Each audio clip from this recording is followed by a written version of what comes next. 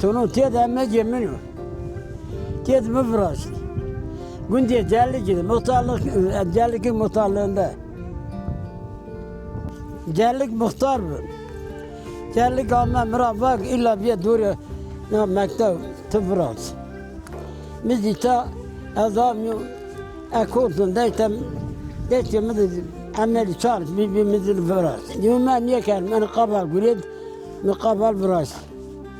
Yuma 2,5 liraydı. Hatta şu çalışmış bir yerine 2,5 liraya. Udara şeyin rakot yani masrafı var tamir kodunda sonunda beceri. Vakti yok, saati yok, şey yok, bir şeysi yok. Bu yine burada çalıştım, emek ettim Nadavud. Emeğim Nadavud zafı. Dına kazıktı, hem Davud zafı, hem eserim zafı. Diye kimi azardı ya ça, yome bu, 2 liraya, 2,5 liraya ma çalışmış benim.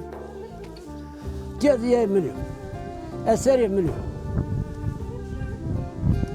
Dedi ya sen niye dar mar çiniyor, niye kavak çapıyor, kek çiniyor.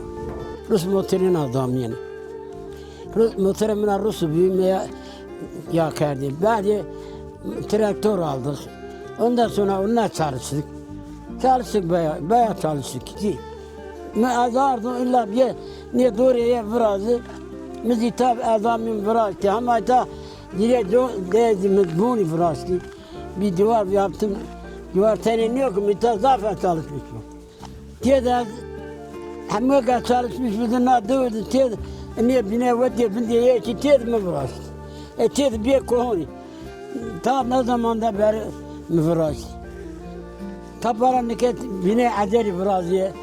Ara diye de ne dussak ya işte böyle.